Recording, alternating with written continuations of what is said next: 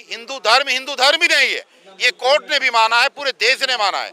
जब हिंदू धर्म नहीं है तो वो जिस धर्म को के अंदर आए हैं वहां पर वो वर्ण व्यवस्था के चारों वर्णों में से कहां पर रखे जाएंगे, ये उनको सोचना। वसीम रिजवी साहब ने क्योंकि हिंदू धर्म अपनाया है, आपने जिस जाति व्यवस्था की बात की, मनुस्मृति की बात आपने की, आप बेहतर तरीके से जानते होंगे कि वर्ण व्यवस्था है हिंदू धर्म में। देखिए इस देश के अंदर धर्म बदलने का तो रास्ता है, लेकिन धर्म बदलने के बाद में भी इस देश के अंदर जाति बदलने का कोई व्यवधान नहीं है, प्रावधान नहीं है कोई भी।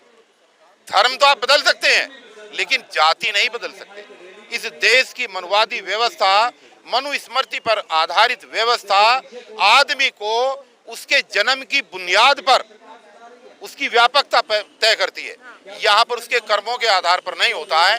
तो जो लोग धर्म बदल रहे हैं, मैं नहीं समझता कि धर्म बदलने से कोई बहुत बड़ा परिवर्तन होने जा रहा है, क्योंकि धर्म एक अफीम बन चुकी है, धर्म एक आस्था का केंद्र बन चुका है और धर्म के आधार पर संवैधानिक अधिकारों की प्राप्ति को कर लेना उचित नहीं है, मुनासिब नहीं है।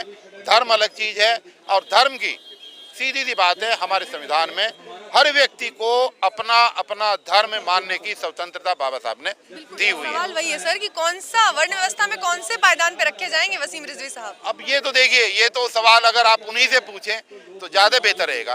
भाई उन्होंने कुछ ना कुछ तो सोचा होगा ना जब उन्होंने किया है। यस, ये एक बहुत महत्वपूर्ण सवाल है कि चार व्यवस्थाओं में हिंदू धर्म अपनाना एक अलग बात है। पहली बात तो ये हिंदू धर्म है ही नहीं।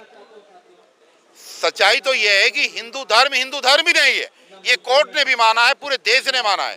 जब हिंदू धर्म नहीं है तो वो जिस धर्म को के अंदर आए हैं वहां पर वो वर्ण व्यवस्था के चारों वर्णों में से कहां पर रखे जाएंगे, ये उनको सोचना है, ये उनको सोचना है। कहने को तो देश का दलित और देश का पिछड़ा वो भी हिंदू है, वो भी अपने आप को हिंदू कहते हैं, लेकिन अपने आप को हिंदू कहने वाले लोग क्या वास्तव में हिंदू हैं? सच्चाई ये है वो हिंदू नहीं है ना। जब देश के राष्ट्रपति को मंदिर के अंदर घुसने नहीं दिया जाता तो कौन सा हिंदू है? जब देश के बाबू जगजीवन राम जो उस समय पे डिप्टी प्राइम मिनिस्टर हुआ करते थे, जब उनको अनावरण करने के लिए बनारस हिंदू विश्वविद्यालय में भेजा गया तो उनके निकलने के बाद वहां पर जो है उस मूर्ति का दोबारा दूध के साथ जो है उसको धोया गया। तो जब देश का डिप्टी प्राइम मिनिस्टर, देश का राष्ट्रपति, अभी पिछले दिनों जो चेयरमैन थे हमारे पीएल पुनिया साहब अनुसूचित जाति आयोग के, वो एक मंदिर में गए, वहां पर उनको दरवाजे पे रोक दिया गया।